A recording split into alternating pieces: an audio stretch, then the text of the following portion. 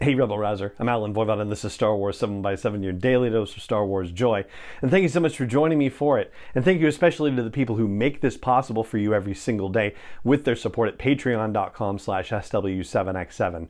So this is the 25th anniversary year of the Phantom Menace, as you know, and we have been talking about the Phantom Menace from time to time here on the podcast this year. We're going to do that again today, and I'm going to talk about a particular issue that has kind of come up in its own tangential way in relation to the Jedi and whether they are being good stewards of the galaxy. That's been a conversation we've sort of been having in bits and pieces in places about the Acolyte series going on right now. And as it relates to the Phantom Menace, I've been thinking about the situation in which Qui-Gon and ObiWan find themselves, where they're on Tatooine and they're trying to figure out how they're going to get the Queen to safety, and they end up finding this little Jedi boy, and oh my gosh, it has to do with some prophecy, but he's a slave and his mother's a slave, and Qui-Gon has to say, well, I didn't really come here to free slaves, and it's kind of like womp womp womp womp, right? Sad trombone noise. And you can kind of, on one hand, think of Qui-Gon and go like, well, that sucks. Like, that's awful. And, you know, you kind of say it like, shucks, you know, and like without any sort of like seriousness or apology, it seems like, right? I mean, I don't know how you look a single mother in the face and say, well, I didn't come here to free slaves, and yet I want to take your kid away. Like, I don't know how you do that. But the more I have thought about this particular conundrum that Qui-Gon, really only Qui-Gon, has found himself in, the more I think that, you know, maybe he did just what he could. There is a saying that, you know, you can't do all the good that the world needs, but the world needs you to do all the good that you can. And there's a novel that came out earlier this year, The Living Force by John Jackson Miller. We haven't talked about yet on the podcast, but Qui-Gon basically kind of puts the events of that novel in motion by suggesting to the Jedi Council that they've been stuck in their ivory tower for so long that maybe they should get out into the public and do one good thing, you know, meet people that they are, you know, involved with in the galaxy, even though they don't realize it simply by, you know, who they are and what they're doing in their ivory tower. But back to the Phantom Menace. Qui-Gon on Tatooine finds himself embroiled in the middle of a major galactic conflict with implications beyond what he understands necessarily, but he understands that it is a lot bigger than he understands, right? When he goes to try to negotiate a settlement to this blockade, he sees an invasion army and says, well, you know, the Trade Federation, like, this is too bold for them. Something else must be going on, and they have to rescue Queen Amidala. They have to get past this blockade. Like, they don't seem to care. They're willing to blow them out of the sky.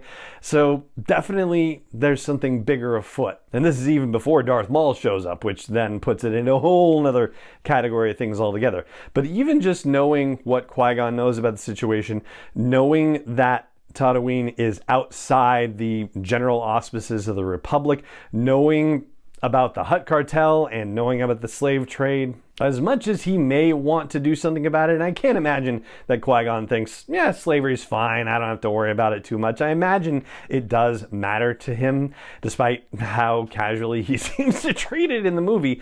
But yeah, there's only so much good he can do in this particular moment. He does at least manage to trick Watto into the bargain that results in the freeing of young Anakin, so that's certainly something.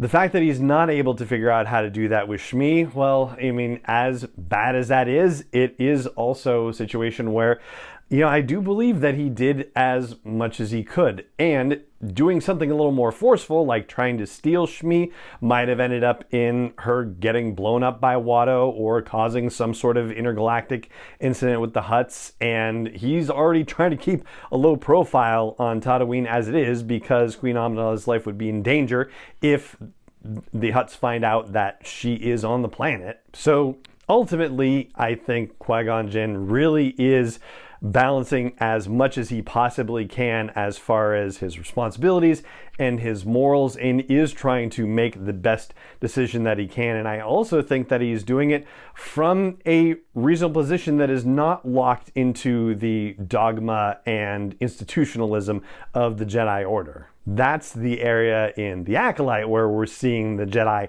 having problems. And, you know, we also know from what we see in the Phantom Menace and also what we know in other storytelling that in that particular time for the Phantom Menace, Qui-Gon is kind of considered to be a maverick. He's considered to be someone who could have been on the Jedi Council if it weren't for the fact that his ideas weren't quite in line with what the Jedi Council was thinking, and the Jedi Council by this time had become more dogmatic and more stuck in their ways, and it's something that was ultimately led to their downfall, their progression into this rut. That then all is why, after thinking about the Phantom Menace and those particular scenes and about what we've been seeing in the Acolyte, I feel pretty comfortable in not lumping Qui-Gon Jinn in with the leadership of the Jedi Order, or, for all intents and purposes, the Jedi Order as an institution. So I'd love to know what you think, though, if you think Qui-Gon is as much a part of the problem as any other Jedi, or if you think, no, he should be absolved of that. Then let me know what you think. YouTube comments are right there.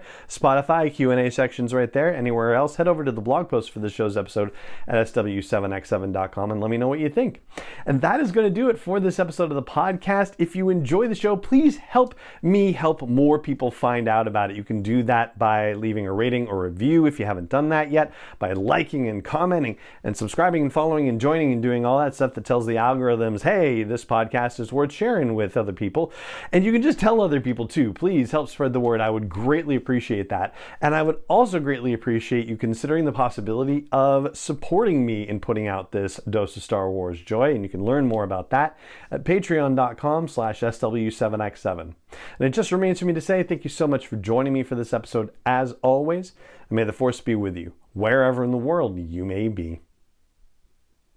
7x7 is not endorsed or sponsored yet by Lucasfilm Limited, Disney, or 20th Century Fox, and is intended for entertainment and information purposes only. Star Wars, the Star Wars logo, all names and pictures of Star Wars characters, vehicles, and any other Star Wars related items are registered trademarks and/or copyrights of Lucasfilm Limited, or their respective trademark and copyright holders. May the Force be with them. All original content is copyrighted by Star Wars 7x7. We hope you love it.